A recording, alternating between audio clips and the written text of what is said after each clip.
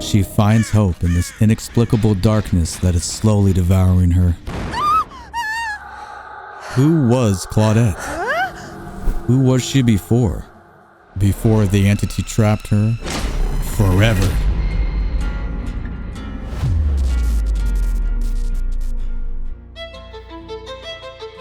From the day that her parents gave Claudette her first science kit, she loved experiments. Her single-minded pursuit led to an early scholarship at a great college. It was a huge decision to leave Montreal, but the chance was too good to pass up.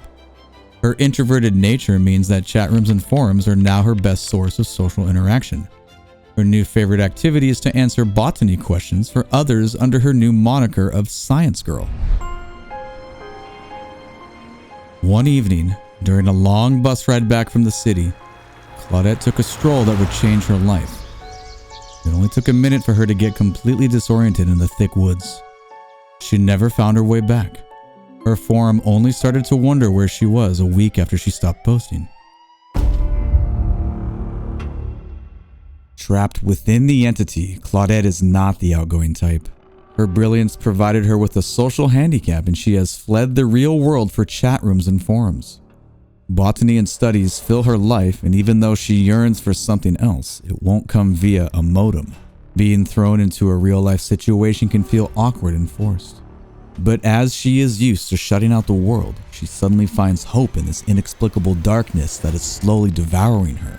A plant, a tree, a bush, simple greenery that might save a life. She hides within and amongst them. Her knowledge and skills flourish as gruesome roams free around her.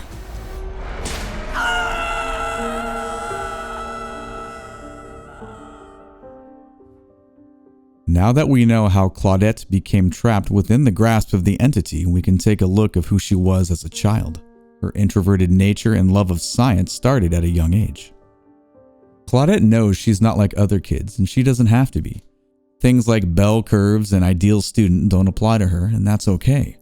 The ideal mold is a prison for those wired differently, and her teacher has set her free. Her grades are getting better, and a test is coming. She writes, visualizes, and imagines everything she needs to remember, and somehow this works. The right teacher at the right time can make all the difference.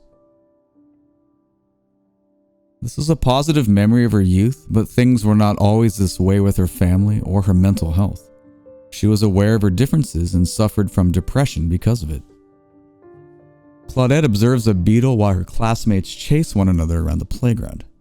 She wants to play, but no one wants to be around her. She doesn't want to think about it. Thinking about it hurts. Thinking about it reminds her she will disappoint her mother again. Her mother just wants her to have a friend, but making a friend isn't easy, not for Claudette. And she wishes more than anything it was easy for her as it was for others.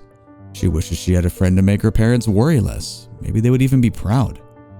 Maybe she should give up her passion for bugs and flowers. Maybe that would help. Maybe then she would be like the other kids.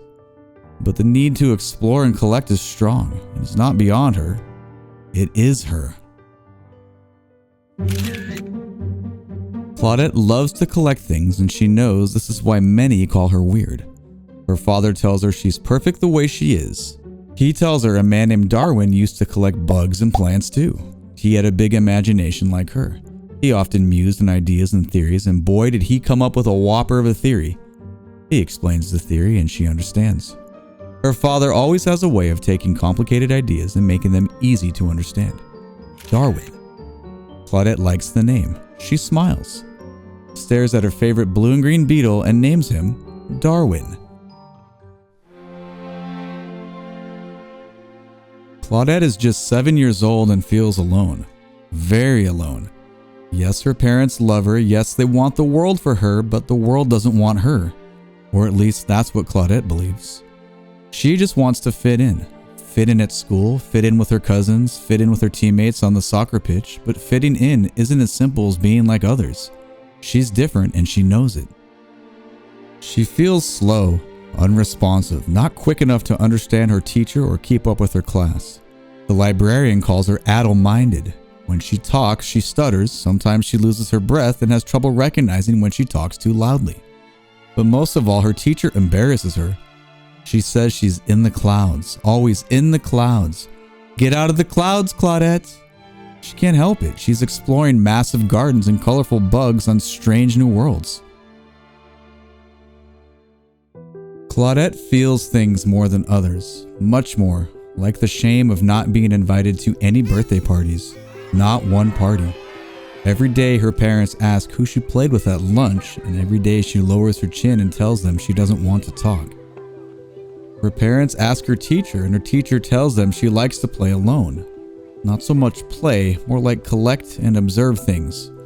Flowers, weeds, beetles, worms, rocks. Some kids are just loners.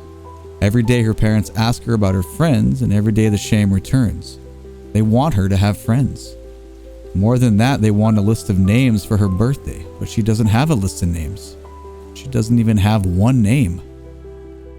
Claudette hides under the covers pretending to be asleep, pretending she can't hear the yelling. Her mother wants her to get special help, but her father doesn't want to alienate her. He's right. Claudette doesn't want other kids to know she needs special help. They'll laugh at her. She'll figure things out. She promises she will.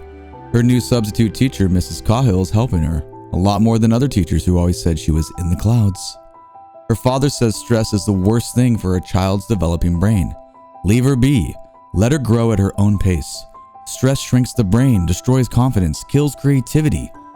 He doesn't want her studying at lunchtime. Lunchtime is for real growth, authentic growth. Growth unhindered by the pressure of tests and the fear of making mistakes.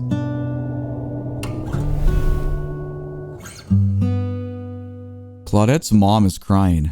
She's upset because Claudette is having trouble in school. Her grades are lower than they've ever been. She doesn't understand what she's doing wrong as a parent. Her dad says she's doing nothing wrong. He says Claudette's wired differently and that's okay. Her mom doesn't want her to collect plants and bugs anymore. Her dad says that's the best part of her and doesn't need a child who fits some bell curve. More than this, he defends her. He tells her mother that the greatest treasures gifted to the world were from those who didn't conform, who weren't normal, who didn't fit some outdated bell curve. Tolstoy, Tesla, Einstein, Shakespeare. Her mother doesn't care. A sudden cry escapes her lips. I don't want her to repeat this year. Claudette's eyes go wide. For the first time in her life, she realizes her mother's wired differently too.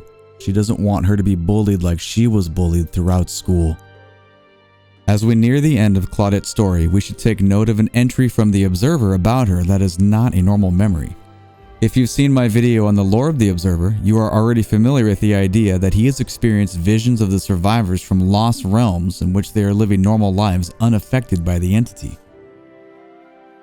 I have uncovered to my amazement and bewilderment memories of Claudette that are unlike any of those I've previously experienced. One might even say they should not belong to her, and yet they are hers. I surmise these memories may belong to another Claudette from another terror world, suggesting that the old one may have clear preference at the cosmic buffet for certain souls. It will take more samples of memories to know if they are in fact from another Claudette, or if it is possible I'm having troubles deciphering between her actual memories and her creative musings. Claudette will be 8 years old tomorrow. She should be eager. She should be excited. She dreads the moment she will have to open her gift. Every year it's the same. Dolls, crafts, jewelry, nothing that means anything to her. Maybe this year she'll smile and pretend she didn't want a magnifying glass or a collection of stones or a set of books in botany. Her parents argue over what to get her. Her mother wants to buy a new doll, and her father thinks she'd like something more related to bugs, plants, and bacteria. The suggestion upsets her mother. Her father defends her, and he tells her to see her for who she is and not who you want her to be. This cutscene video from Claudette's 8th birthday shows us that her mother finally took the time to see who her daughter actually is. Let's enjoy this positive transformation moment.